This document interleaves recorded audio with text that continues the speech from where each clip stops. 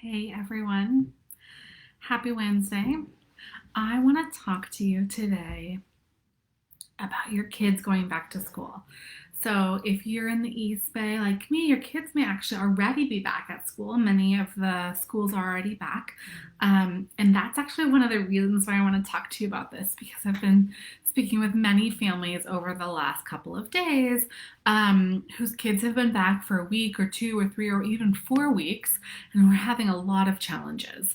And I've also been speaking with many people whose kids are starting in the next week or two, myself included, about how to get their kids ready so they avoid the latter situation, which is a lot of challenge in the transition. So what I want to say to you is I think most adults are super excited to send their children to real physical school. I know I am. And I think in that excitement, we're forgetting something. And it's like the most obvious thing, right? But the thing that I think it's easy to forget right now is that even though we're very excited, this is a gigantic transition and there are so many pieces to going back to school. And all of those little pieces need to be handled to support your child towards success.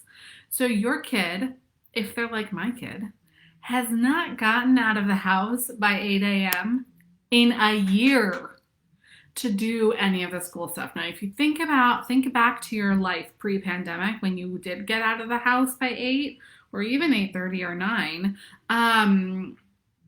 for a lot of families, mornings are tricky, and the reason they're tricky is because there are many routines and many subroutines that have to happen in order to leave. And we couple all those routines together with time pressure. And so time pressure plus many routines equals kind of perfect storm for family explosion. So know that your child has not done that in a year. And in order to get them ready to get out of the house without the perfect storm, we need to prepare, practice, and prime our children, so that it's going to, so that it goes a little smoother. So one of the things that I am doing is I will be taking my children out for donuts at 8 a.m. the next few mornings. And you know what? That's as much for me as it is for them, because mornings are not my thing either. Another thing I think that we need to really think about is that there has been a heavy cognitive load for sure for kids to bear in distance learning. And that has all of its problems, which we've talked about. And when our kids go back to school, there's quite a significant shift in demands that is going to be exhausting. Over time, of course, they're going to rock it.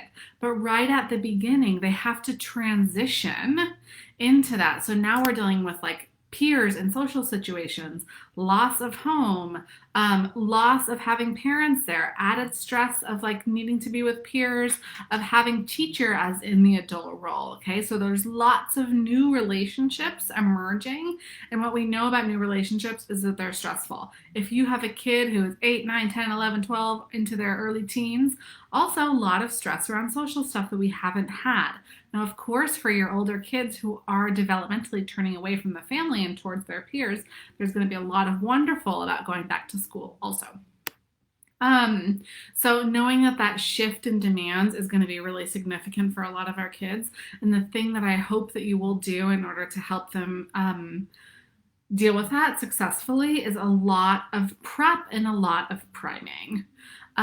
So many different things happening, and I think it's just really, really critical to be super gentle. And I'm going to give you my 3-part framework in just a minute.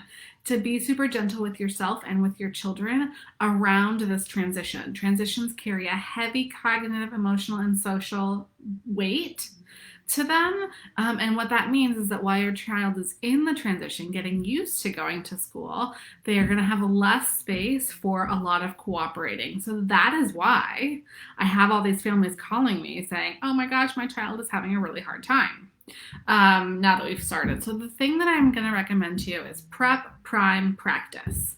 Okay, so prepare, think about what this is going to look like, consider what it's going to be like to get out in the morning. Talk to your child about it. Think about what extra supports they need. Do they need a list of everything to go in their backpack? Do they need a picture of themselves that's gonna, that dressed and ready to go to school? Do they need a timer? Do they need an alarm clock? Okay, so prepare, prime. So you want to prime your child forward for what it's going to look like. If you have a child who's anxious, like I have a child who's pretty nervous about going back to school, I'm going to break down what's going to happen into itty bitty pieces. Okay, so prime, prime, prime, break it down, let them know how much, no step is too small. You can prime for upset, you can prime for frustration, you can prime for what to do if they don't have anyone to sit with. You can prime for all of those things. You can prime for what to do if your mask falls off or you don't feel well or you get really tired. If you have a child who's having big explosions, you can prime for what to do in the explosive moment instead of what they typically do. Whatever the pro-social thing is going to do, knowing that when you're priming, I'm going to do it with sort of an air of like, this is going to get easier. You got this? Yeah.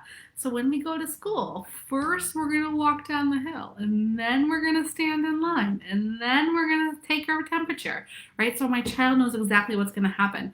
It's funny, just as I'm sharing this, I'm thinking about all of the preschool families who've had their kids in school since September. And I actually think elementary, middle, and high school families for once have an opportunity to learn something from what those preschool parents had to do in September to help their children adjust. And then the last piece of the 3-part framework, which is prepare, prime, practice, is to practice. Okay, so if you have to be out at 8, really try to be out at 8 at least a couple of mornings. You got to go to sleep earlier. You got to get up earlier. You got to get all your stuff together. Practice doing the thing in the way that it's going to happen so that there's, you've laid some of the foundation for what you're going to do together in order to get through.